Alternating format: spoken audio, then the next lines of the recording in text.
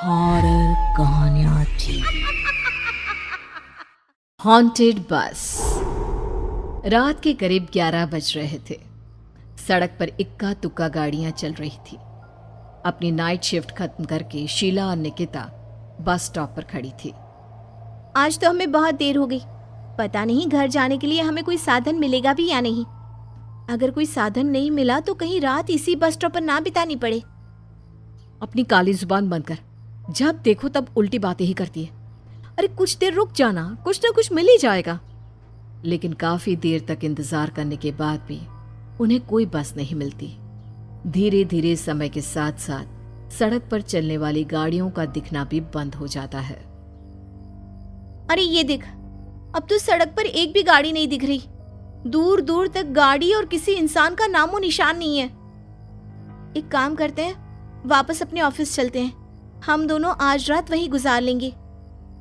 देख, तुझे अच्छी तरह पता है 10 बजे के बाद चौकीदार ऑफिस के मेन गेट पर ताला लगाकर अपने घर चला जाता है।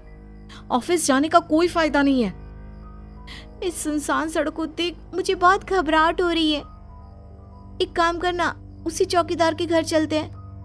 वो भी तो परिवार वाला है। हम बेफिक्र होकर आज रात उसके घर पर रुक सकते हैं। अरे पागल, चौकीदार 10 बाई 10 की खोली में रहता है। उसके 4 बच्चे हैं। भला वो हमें अपने घर में कौन सी जगह देगा। अब तू ना ये बेकार की बातें बंद कर और चुपचाप खड़ी रह। शायद कोई लिफ्ट ही मिल जाए। फिर काफी देर इंतजार करने के बाद आखिरकार एक नीले रंग की बस उनके सामने आकर रुकती है। बस का दरवाजा खोल कंडक्टर उन दोनों से कहता है, कहिए कहाँ जाना है आप दोनों को? देखिए मेरी पूरी बस खाली पड़ी है। मैं आप दोनों को आपके ठिकाने पर छोड़ दूंगा। इतना कहकर कंडक्टर मुंह में भरे पान की पिचकारी सड़क पर दे मारता है। निकिता, लोगों का कहना है कि कुछ महीने पहले इसी तरह अंधेरी रात में एक नीली बस के अंदर कुछ बदमाशों ने एक जवान लड़की की हत्या कर दी थी। इस बस का रंग भी नीला है। कहीं ये वही बस तो नहीं? कंडक्टर शीला की बात सुन लेता है और मुस्कुराते हुए कहता है,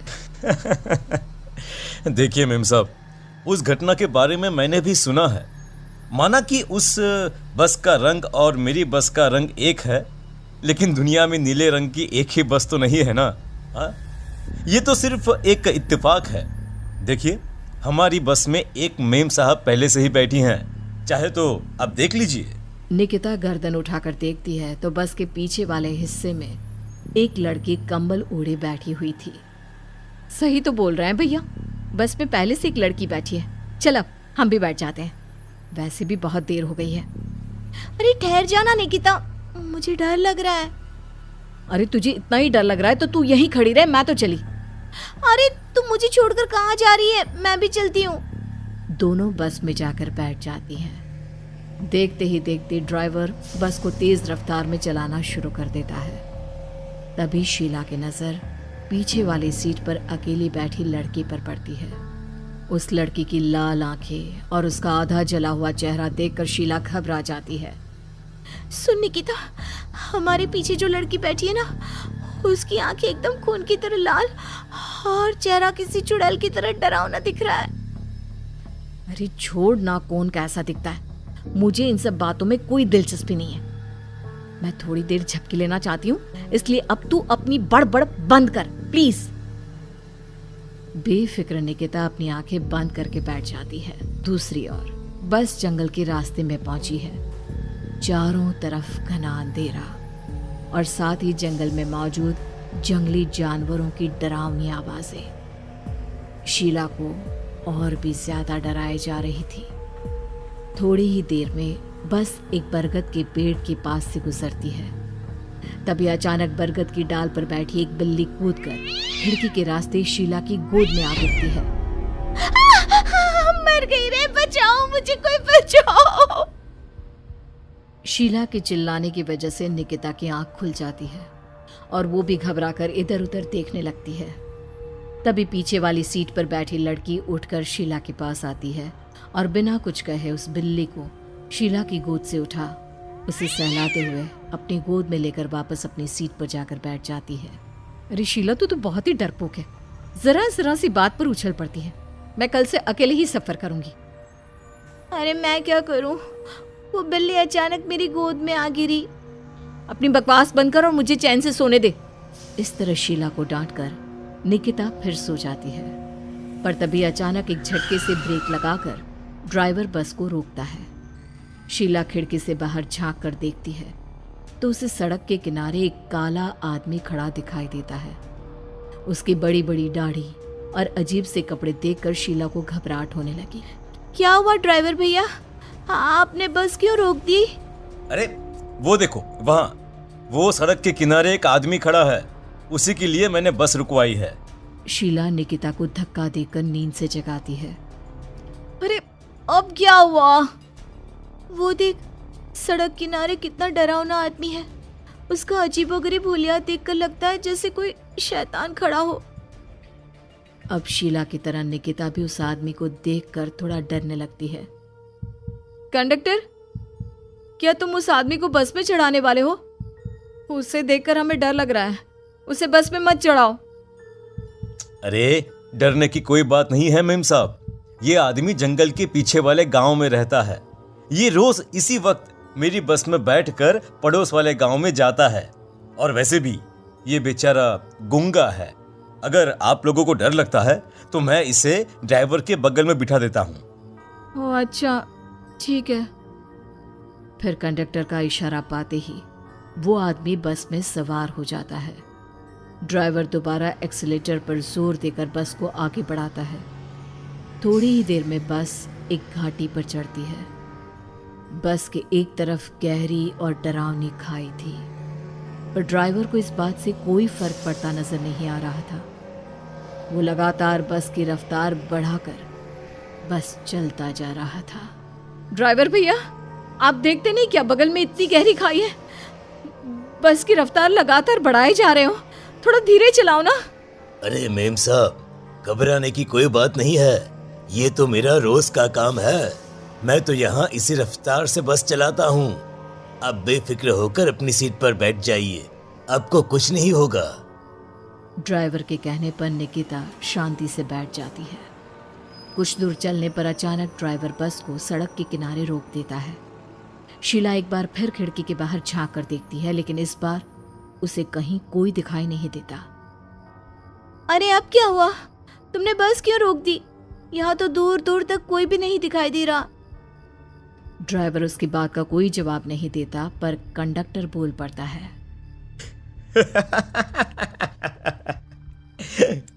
ये हमारी फेवरेट जगह है, हम अपने सारे अच्छे काम यहीं पर करते हैं। अब हमारा प्रोग्राम खत्म होने के बाद ही बस यहाँ से आगे बढ़ेगी। इतना कहते ही कंडक्टर सीट के नीचे रखी एक शराब की बोतल निकालता है। अरे ये सब क्या है?